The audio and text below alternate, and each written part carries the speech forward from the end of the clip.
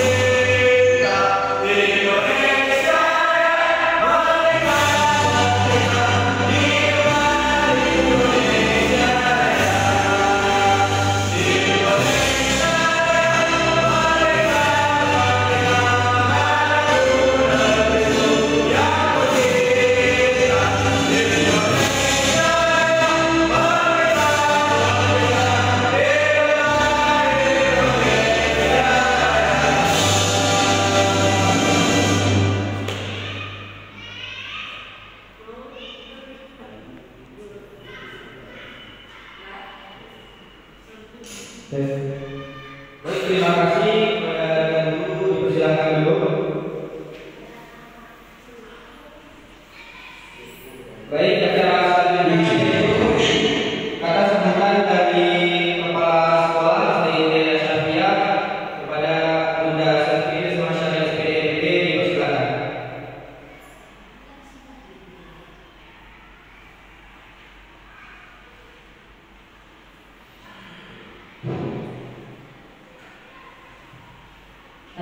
Terima kasih Ustaz Novel. Bismillahirrahmanirrahim. Assalamualaikum warahmatullahi wabarakatuh. Alhamdulillahirrahmanirrahim. Segala puji bagi Allah Subhanahu wa Ta'ala yang telah memberikan kita kesehatan pada pagi hari ini sehingga kita masih bisa melakukan aktivitas kita sebagaimana mestinya. Salam serta salam dan lupa pula kita hadiahkan kepada baginda Rasulullah Sallallahu Alaihi Wasallam dengan lafaznya Allahumma sholli ala sayyidina Muhammad wa ala ali sayyidina Muhammad. Baik, rekan-rekan guru yang saya hormati, terutama juga narasumber kita Bapak Yulendo Afriyadi, mana pada pagi hari ini kita akan melihat hasil dari tindak lanjut mengenai PKB yang sudah disusun oleh Bapak Yulendo. Mungkin sama-sama dengan kita bisa nanti mendengarkan seperti apa paparan yang akan disampaikan oleh Pak Yulendo terhadap tindak lanjut dari penugasan di PKB. Nah, baik itu saja yang dapat saya sampaikan. Lebih dari kurang mohon maaf. Tutup dengan ucapan Assalamualaikum warahmatullahi wabarakatuh.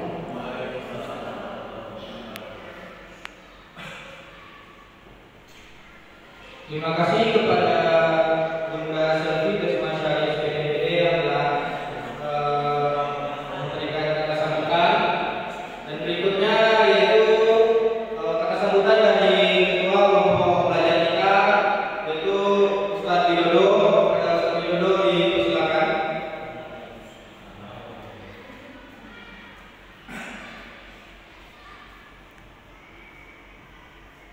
Bismillahirrahmanirrahim. Assalamualaikum warahmatullahi wabarakatuh.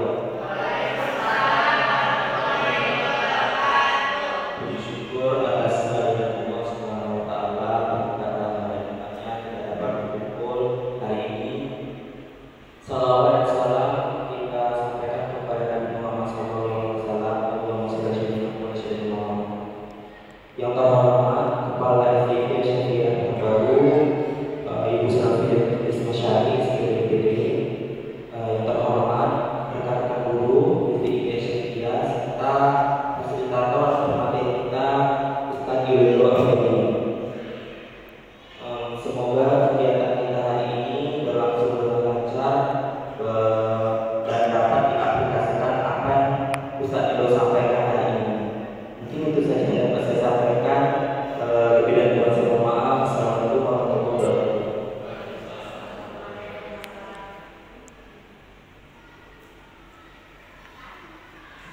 Terima kasih kepada Ustadz Widodo yang telah menyampaikan kata sambutannya.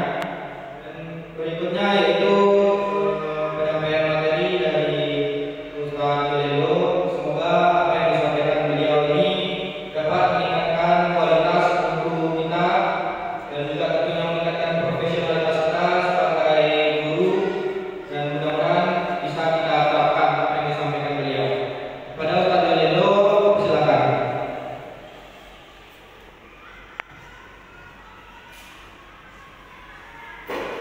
Assalamualaikum warahmatullahi wabarakatuh. Terima kasih untuk kehadiran kita pada hari ini. Segala puji bagi Allah Subhanahu wa Ta'ala yang telah mengumpulkan kita di majelis ruangan Masjid FIP Syariah yang sama-sama kita cintai ini. Selawat dan salam tidak lupa pula kita hadiahkan kepada junjungan Nabi besar kita dengan mengucapkan Allahumma sholli ala sayyidina Muhammad wa ala ali sayyidina Muhammad. Mudah-mudahan dengan memperbanyaknya kita berselawat kepada baginda Rasulullah telah kita diberikan syafaatnya. Amin ya rabbal alamin. Yang sama-sama kita hormati Bunda Kepala Sekolah Yayasan STIT Asyadiyah itu Bunda Selvi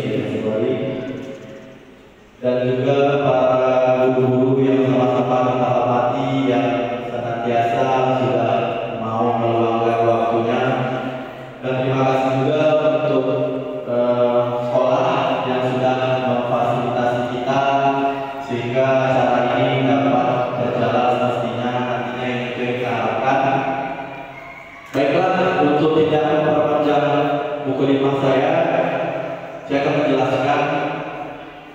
Apa itu PKG? Kenapa kita mengadakan seminar kecil ini? PKG itu adalah penilaian kinerja guru. Tahun ini alhamdulillah saya terjaring mengikuti program yang diselenggarakan oleh Kemendikbud Ristek, yaitu Kementerian Pendidikan dan Budaya, Riset dan Teknologi. Terima kasih untuk program yang sangat membantu kami untuk meningkatkan kualitas diri kami sebagai guru PJ lokal. Hampir puluhan ribuan orang yang mengikuti PKG ini. Alhamdulillah saya terjaring. Ini adalah tugas saya yang akan saya presentasikan, yaitu rencana tindak lanjut dalam permainan olahraga tradisional bola kasti. Rekan sejawat bisa melihat dari slide yang ada di depan. Kepada siapa bisa dibantu Ustaz di area ke bawah. Nah, ini yang kedua. Bahagia dan bugar dengan permainan tradisional bola kasti. Fasilitator kami adalah Kak Chandra Alfian SPD. Beliau dari Pekanbaru, beliau juga guru olahraga, beliau juga aktif di dunia olahraga dan membantu kami selama hampir 4-5 bulan penuh ini. Beliau yang membimbing kami, beliau yang mengasihkan arahan kepada kami dan memberikan tugas yang telah diberikan oleh Kemendikbud tentunya. Di sini bahagia dan juga permainan tradisional bola kasti. Rekan-rekan sejawat tahu lah ya permainan bola kasti. Tapi pada umumnya sekarang bola kasti ini sudah jarang dipermainkan di luar. Kalau internal di sekolah-sekolah, guru-guru olahraga pasti senang nih bermain bola kasti. Anak-anak pasti suka bermain bola kasti. Namun di luar yang kita harapkan yaitu masyarakat biasanya diperlombakan gitu, Bunda, diperlombakan. Tapi sekarang sudah jarang. Namun di daerah Jawa, di daerah beberapa daerah lainnya, pada umumnya masih memperkenalkan olahraga tradisional ini. Ini baik buat kita. Ini adalah permainan tradisional atau permainan rakyat. Nah, permainan rakyat. Kenapa dia disebut permainan rakyat? Karena dia tidak memiliki induk organisasi. Induk organisasi itu semacam wadah yang menaungi bidang olahraga. Misalnya sepak bola. Sepak bola kalau di Indonesia namanya PSSI, induk organisasinya. Persatuan Sepak Bola Seluruh Indonesia, itu singkatannya. Kalau yang di internasional dunia namanya FIFA, Federation International Football of Association, FIFA. Sama dengan basket. Basket induk organisasi di seluruh Indonesia namanya Perbasi, Persatuan Seluruh Basket Seluruh Indonesia, Perbasi. Kalau di dunia internasional namanya FIBA, Federation International of Basketball Association. Boleh diturunkan lagi? Nah, kenapa saya mengambil temanya tentang permainan rakyat? Karena pada umumnya pro dan kontra terhadap era modern sekarang. Di pelosok-pelosok daerah, pada umumnya mereka masih mempertahankan budaya kearifan lokal mereka, yaitu masih ada memperlombakan permainan catur, main lomba panjang, mudah-mudahan tahu kan. Masih banyak tuh permainan tradisionalnya, main tarik tangga, apalagi tuh yang main kelereng, main eklat, ya kan, main apa namanya coklat, masih dipertahankan sampai sekarang. Nah, pada umumnya di kota-kota besar yang era modern ini, anak-anak bisa kita lihat sekarang, mereka banyak bermain gadget, main game. Nah, sekarang pertanyaannya, apakah kita harus bertahan di permainan tradisional sementara Zaman sekarang era digital, apakah kita mempertahankannya atau lebih ke era digital? Bagaimana? Mudah-mudahan. Oke, mempertahankannya. Nah, sebagian pro dan kontra. Namun di era digital ini termasuk juga di dalam kurikulum Merdeka Belajar, yaitu e-sport. E-sport. Apa Ustaz? E-sport itu olahraga game misalnya. Nah, itu masuk ke dalam kurikulum Merdeka Belajar dan itu diperlukan. Nah, kemarin juara dunia kalau kita lihat. Nah, juara dunia. Nah, sementara itu menjadi pro dan kontra kita di tengah masyarakat kita. Ada yang setuju, ada yang tidak setuju. Mereka berkata yang setujunya ini bagus, ya. Kan gadget itu gak semuanya negatif, kan ada positifnya. Itu bagi yang setuju. Yang tidak kontra, anaknya jadi malas belajar nih. Nah, yang salah siapa nih kira-kira? Peran orang tua kan atau anaknya sendiri, atau karena memang gadgetnya tidak dibatasi? Banyak yang pro kontranya ya. Dan itu yang menimbulkan persepsi saya untuk mengambil latar belakangnya, yaitu pada era globalisasi budaya kearifan lokal mulai tergeser oleh budaya modern yang semakin digemari oleh anak-anak. Peserta didik cenderung lebih mengenal dan menyukai budaya modern dari budaya tradisional sejarah. Benar apa enggak? Benar.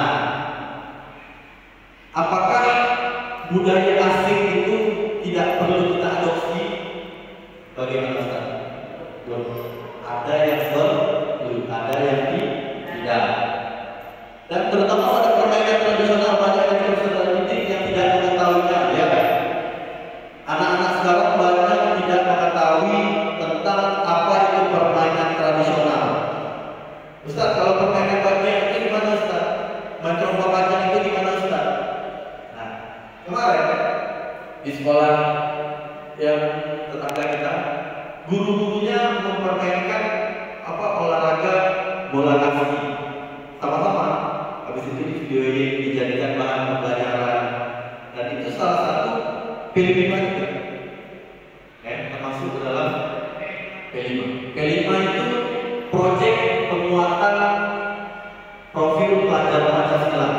Tujuannya itu untuk memberikan karakter kepada peserta didik siswa, yang mereka lebih tahu Tuhannya, mereka lebih mencintai kearifan lokalnya. Kayak apa mereka sadari mereka sudah jauh dari itu semua. Mudah-mudahan bisa kita atasi itu semua dengan pendidikan sekarang ini. Panggilan kembali berdasarkan fenomena tersebut, maka perlu dilakukan usaha menggalian kembali budaya asli dan kearifan lokal menerapkan proyek penguatan belajar Pancasila. Pada hal ini, guru juga bisa memfasilitasi peserta didik tentang permainan tradisional, terutama yang ada pendekatan baru, supaya peserta didik bisa aktif bergerak dengan permainan tradisional. Bisa dijelaskan Ustaz? Bawah. Nah, dia nampak ya, kemudian tujuan kita dalam memperkenalkan olahraga tradisional ini salah satunya melestarikan permainan tradisional Indonesia dengan menanamkan rasa cinta. Kita ini kita ada permainan tradisional, permainan rakyat. Nah, kita ajak dia dulu, kita ajak mereka untuk mereka suka dengan permainan yang kita ajarkan. Bagaimana cara meningkatkan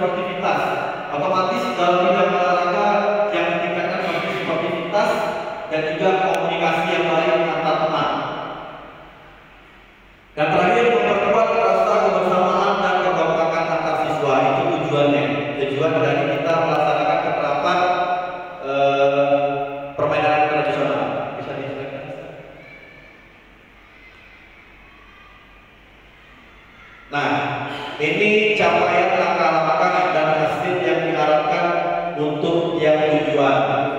Salah satunya siswa kita ajarkan bagaimana cara memimpin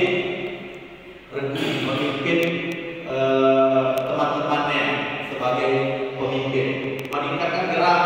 Dengan permainan tradisional ini siswa diharapkan lebih aktif, ya, membangun kerjasama, membuat peserta didik mampu bekerja sama dengan temannya dalam satu memiliki dalam satu kelompok. Itu artinya bukan hanya mengatakan individunya, tapi dia lebih cenderung terhadap percaya terhadap kawan-kawannya dalam hal ini. Boleh disilakan.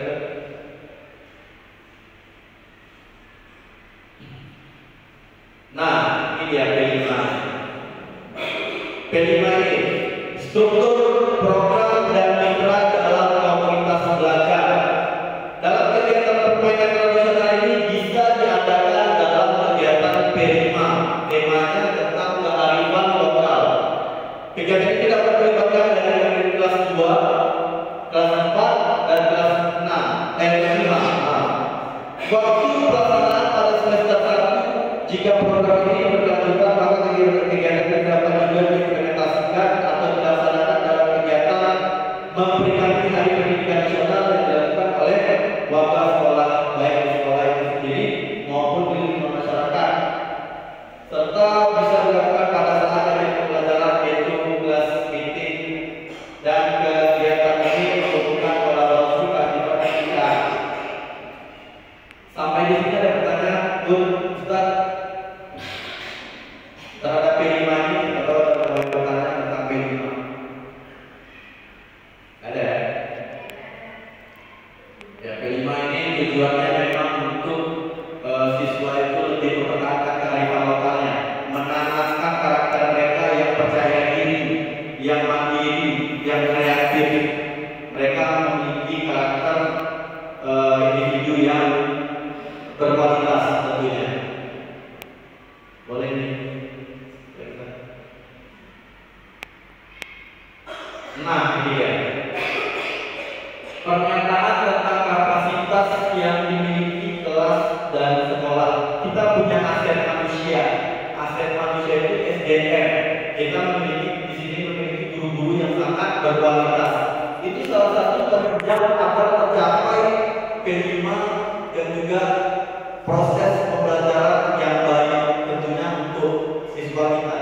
Apabila kita memiliki aset manusia seperti kepala sekolah, guru, dan siswa yang baik ini, terjalin kerjasama yang baik, ya, makanya dari itu kita membentuk komunitas belajar. Jadi kita diskusi, sharing, ya, sharing kita bukan hanya terhadap kepala sekolah dan guru saja, tidak. Sharing kita juga melibatkan siswa. Apa permasalahan siswa di rumah, apa permasalahan siswa itu bersama teman-temannya, itu perlu kita sharingkan di KOMPES atau KBS, komunitas belajar sekolah. Setiap siswa pada umumnya pasti punya masalah yang pasti ada solusinya. Begitu juga dengan guru-gurunya. Bagaimana cara mengajar yang diinginkan murid, itu pasti selalu kita pikirkan ya, mudah-mudahan kita kan kira-kira anak ini senang nggak ya dengan pembelajaran kita, mau nggak ya dia belajar kita seperti ini, apakah materi yang kita sampaikan cocok sesuai dengan kebutuhan mereka. Nah, itu perlu kita pelajari.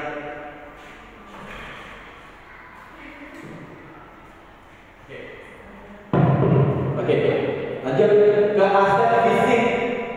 Aset fisik ini yaitu memiliki alat sekolah serta alat pendukung lainnya seperti bola, kaki, di sini infrastruktur. Dan kita memiliki lapangan yang sangat luas, ya kan? Kita memiliki alat-alat perlengkapan olahraga yang sangat banyak, bisa dibilang sangat-sangat memadai. Ya, sekolah kita ini sekolah yang besar, memiliki kapasitas daripada guru-guru yang berkualitas. Itu salah satunya penunjang juga, selain infrastruktur yang memadai. Sebaliknya, jika di sekolah itu tidak memiliki infrastruktur yang baik, dia hanya memiliki aset manusia yang baik saja, dia bisa memodifikasi. Yang penting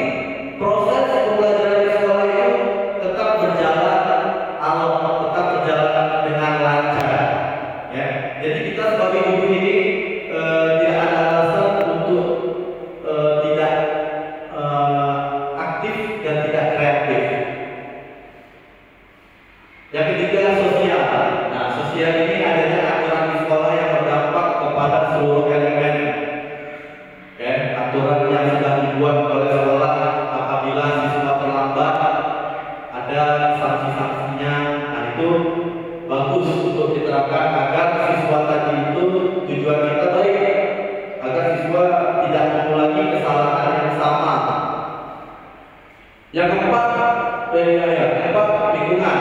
Berada pusat kota sehingga mudah mencari bahan peralatan permainan tradisional. B. Di sini karena kita termasuk kota ya, dekat dengan daerah pusat, maka kita gampang untuk mencari bahan ajar dalam bidang permainan tradisional. Selanjutnya finansial, dana bos. Alhamdulillah sekolah kita mendukung setiap program-program yang diselenggarakan oleh pemerintah Kota Pekanbaru khususnya. Ya, alhamdulillah hari ini ada yang 2 orang yang ikut seminar ya, 2 orang alhamdulillah. Makanya luar biasa sekali sekolah kita ini.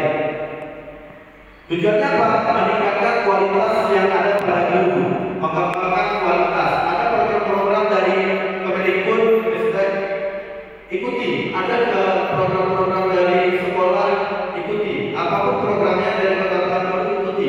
Karena itu semua baik buat kita. Pada umumnya yang banyak mengikuti program-program pengembangan ini adalah guru PNS. Saya tidak tahu juga kenapa. Ada yang seminggu, ada yang 2 minggu, ada yang 2 hari. Nah, seperti itu. Karena memang pada dasarnya PNS ini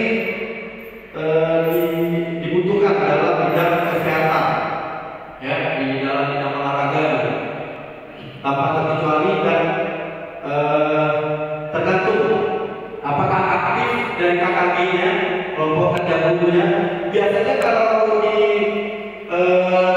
kecamatan-kecamatan lain aktif, dan alhamdulillah mungkin di dekat kita ini aktif juga ya, insya Allah. Selanjutnya kebijakan kepala sekolah, komite dan puskesmas. Nah, kita ketahui kita sangat menjalin kerjasama yang aktif terhadap pusat pelayanan kesehatan masyarakat. Ya, sangat baik. Kemarin ada bias vaksin, ya kan? Itu salah satu program yang diadakan oleh puskesmas terhadap kita. Ini salah satu program dinas kesehatan juga. Jenis permainan tradisional daerah, agama dan kebudayaan. Ya, yang pastinya setiap permainan tradisional ini berhubungan erat dengan agama dan kebudayaan. Ya, tidak berbalik, saling berkontribusi satu sama lain, saling berdampingan, dan memiliki nilai-nilai yang bagus untuk kita laksanakan di dalam agama dan budaya ini. Selanjutnya,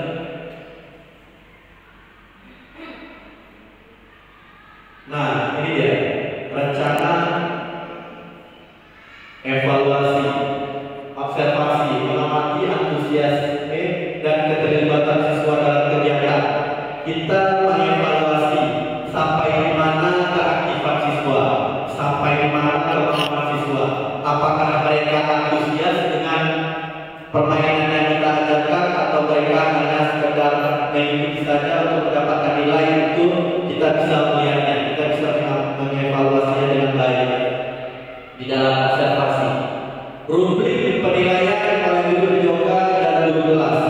Nah, di setiap sekolah guru PJOK dan guru-guru lainnya itu sangat berdampingan, ya, sangat berkolaborasi untuk meningkatkan kualitas peserta didik. Karena biasanya guru PJOK ini senantiasa mengikuti program pertandingan-pertandingan di luar sana, dan tujuannya untuk meningkatkan bakat-bakat yang ada pada diri siswa, melatih mental mereka untuk pengembangan mereka ke depannya agar lebih baik lagi. Dan alhamdulillah ini sekolah kita ini lagi-lagi memberikan wadah terhadap pengembangan bakat, ya, yang sama-sama kita apresiasi. Yang terakhir, refleksi siswa, penilaian oleh siswa. Nah, siswa ini juga memberikan penilaian terhadap guru juga. Mereka punya, kalau misalkan kita berikan rubrik, ya, ini guru ini bagaimana cara mengajarnya sesuai dengan kebutuhan yang mereka ajarkan, nyaman tidak mereka. Nah, itu kalau kita berikan kepada mereka,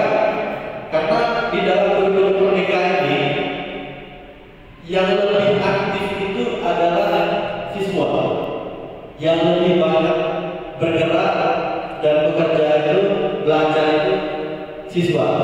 Karena kita pada umumnya di Guru Merdeka ini hanya membina dan mendampingi siswa untuk atau mengarahkan siswa untuk lebih baik. Oke, Ustaz.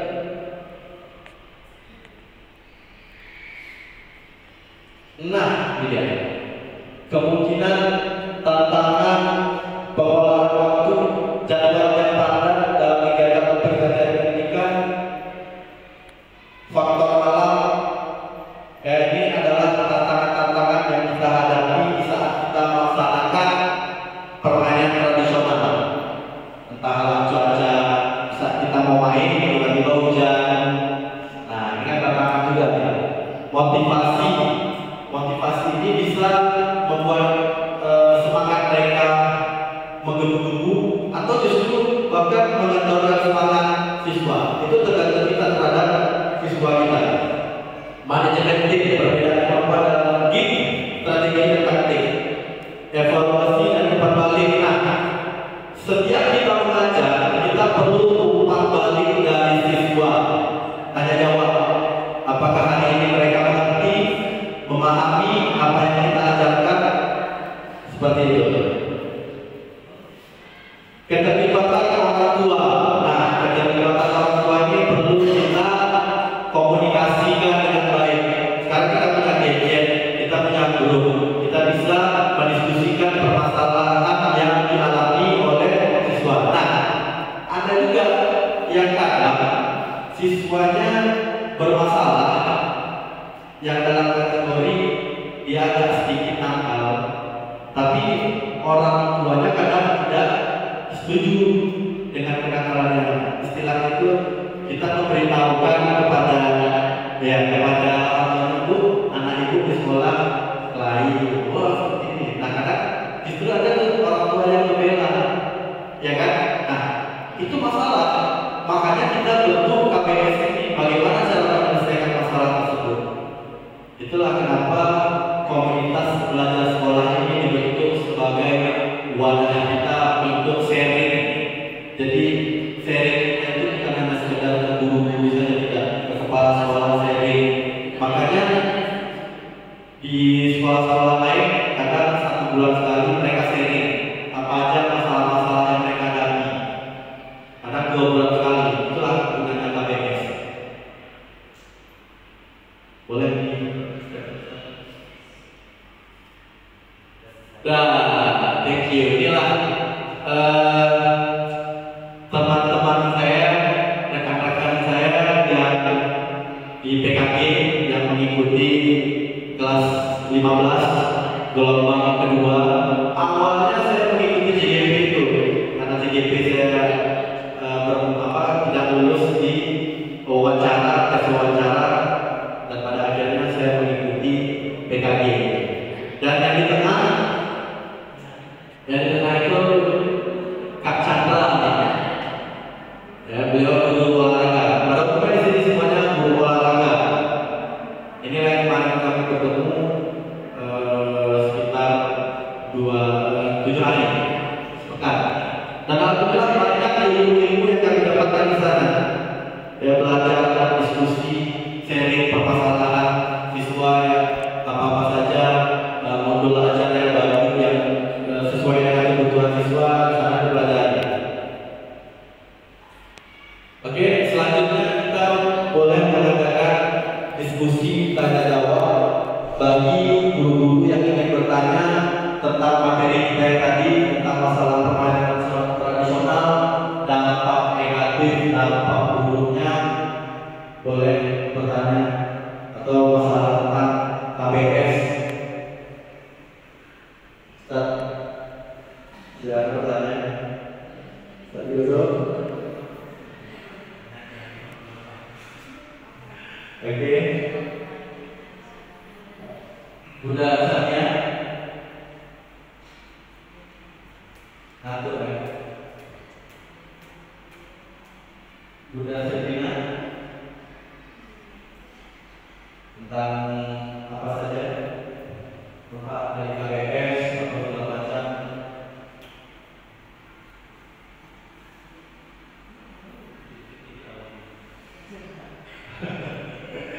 tentang permainan tradisional mungkin perlu kita diskusikan. Ada pertanyaan-pertanyaan yang mungkin mau ditanyakan masalah siswa, penerapan sport, ada betul merdeka, ya kan? Karena itu pro kontra, mendukung nggak? Bagaimana cara kita mengatasinya? Pada umumnya kan ada yang pro dan kontra. Ya, boleh. Satu dua boleh.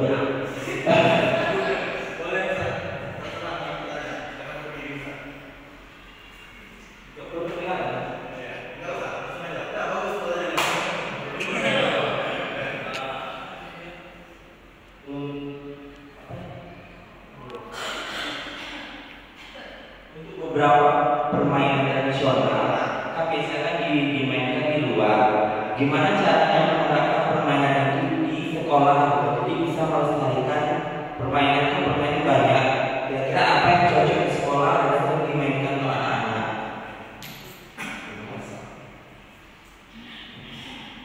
Terima kasih Ustaz Widodo.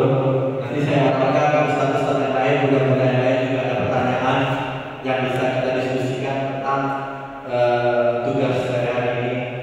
Nah, pertanyaan dari Ustaz Widodo, terima kasih atas kita semua. Apa permainan yang cocok untuk diterapkan di sekolah ya? Salah satunya yang saya pilih adalah permainan bola kasti. Ini pada umumnya seluruh sekolah memperkenalkan olahraga permainan tradisional bola kasti karena dia sangat mudah didapatkan infrastrukturnya, tidak harus memiliki lapangan yang luas, tidak, bolanya harganya murah, ya kan, tidak seperti tenis lapangan, raketnya udah ratusan ribu, jutaan kan Ustaz. Nah, kalau bola kasti ini yang cocok untuk meningkatkan kerjasama dan juga individu, mental siswa agar percaya terhadap rekan-rekannya, yaitu permainan bola kasti. Namun di sisi lain kita bisa terapkan di sekolah, guru-guru juga bisa main bola kasti kapan ada waktu nanti dia saranku, ya. Dan juga permainan catur. Nah, permainan itu seru. Kemarin waktu tugas kami seminggu pertemuan itu, kami yang ada di sini mempermainkan olahraga tradisional catur, dan itu antusiasnya luar biasa. Ya, kami di kelompok kelas 15, lawan kami kemarin di kelompok 4 dan 5, dan alhamdulillah ada fotonya, saya juara, kelompok kami juara, menjuarai permainan tradisional catur. Ini sangat seru.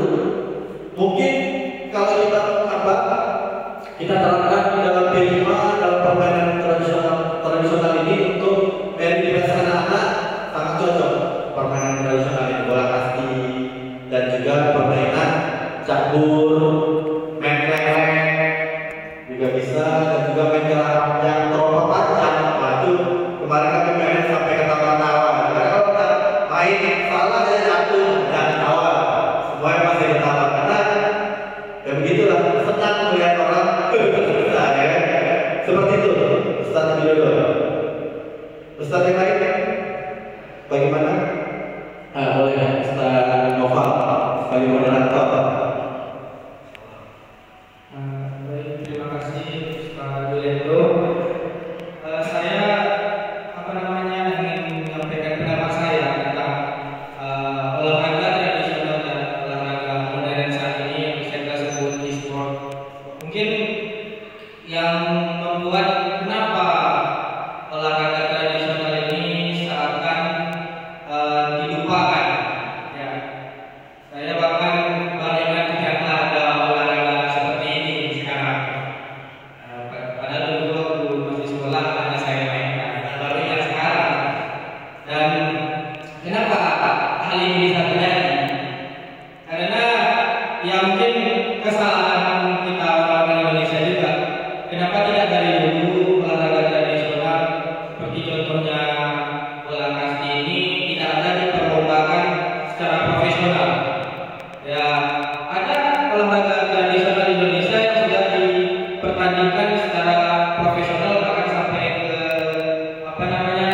Olimpiade atau Asian Games dan SEA Games. Nah, seperti sepak takraw.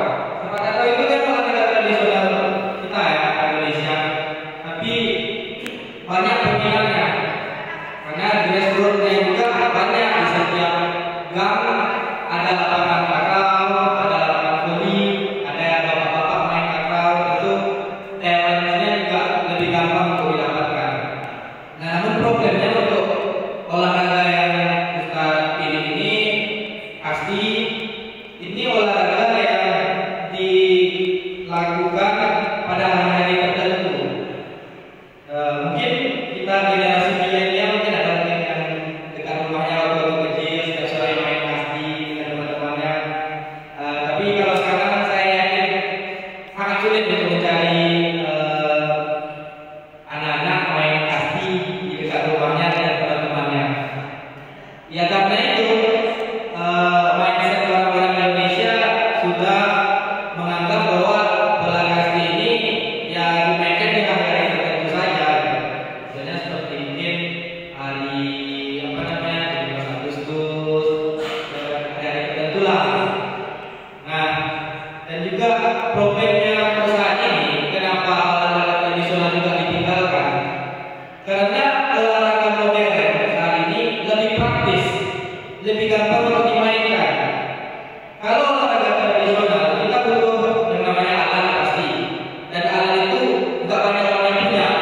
Bola kasti ada kompak kasti dan bolanya.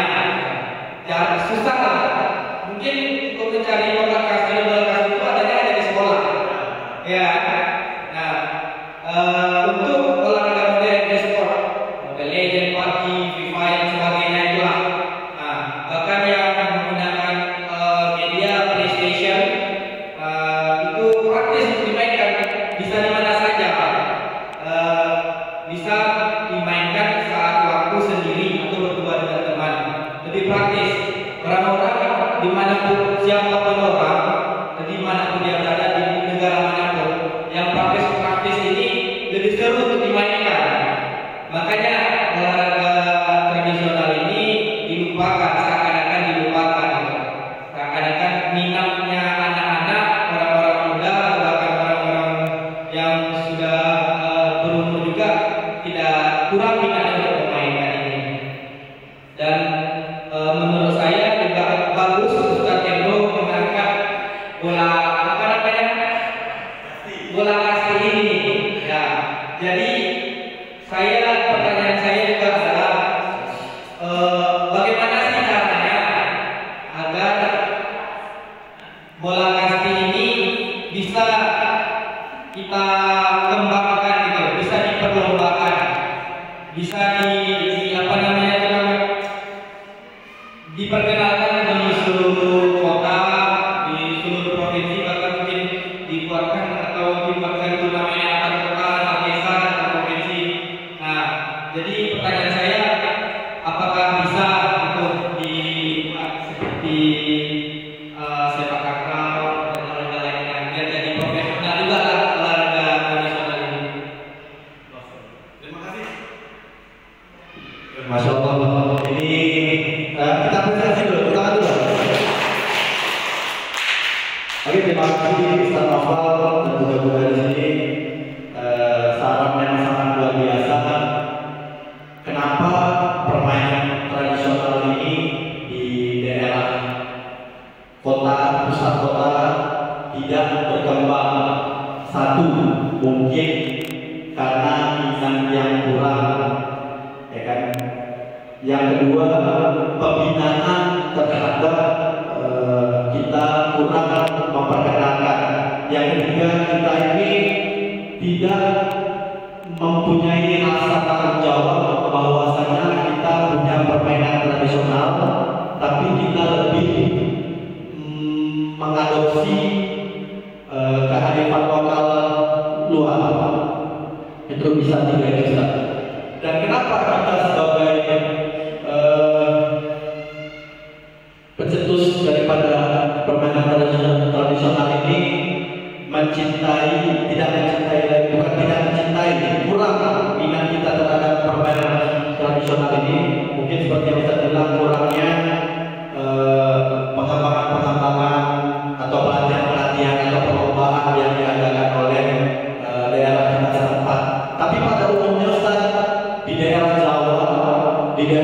luar sana, di pelosok-pelosok mereka masih ada satu untuk terus mempertandingkan olahraga bola kasti terutama ya, dan olahraga lainnya.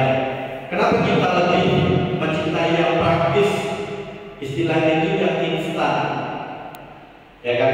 Karena memang tipe kita sebagai individu pengen yang mudah-mudahan, pengen yang cepat, ya kan? Nah itu salah satunya kenapa kita tidak bisa mempertahankan olahraga tradisional ini. Apakah bisa kita adakan di daerah kita setempat? Sangat bisa. Dan kenapa mereka dikatakan Ustaz tadi praktis? Karena memang olahraga tradisional ini kita tidak membutuhkan lapangan yang besar, lapangan yang kecil kita bisa main. Cuma tadi itu minat kita itu ada untuk mempertahankannya dan tidak menyerah tanggung jawab aja. Bahwasanya kita punya sesuatu yang lebih yang perlu kita kenalkan, ya kan? Itu yang selanjutnya. Bisa kita adakan di antar kita aja dulu, antar pelajar aja dulu, antar sekolah kita adakan turnamen. Bisa turnamen antar kelas 4, kelas 5, dan kelas 6 kita adakan. Wujud kita untuk menanamkan kecintaan dulu terhadap olahraga ini. Seperti itu Ustaz Bapak. Ada saran yang lain? Oke. Sebelum kita mengakhiri diskusi kita ini, kita minta dulu Ustaz Anas untuk mimpin doa pada moderator.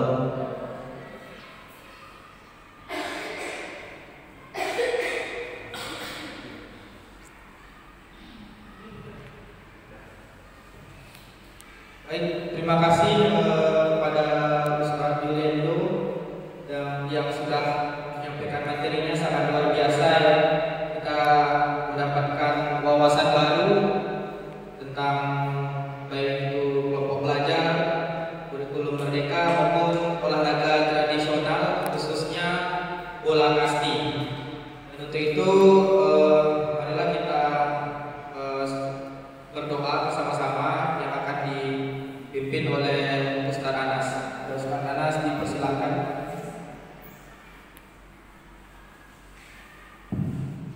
Assalamualaikum warahmatullahi wabarakatuh. Mari sama-sama kita berdoa pada pagi hari ini. Semoga apa yang kita dapatkan pada pagi hari ini semuanya menjadi lebih bermanfaat. Amin ya rabbal alamin.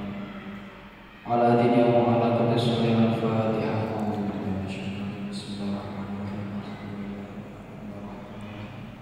Mari kita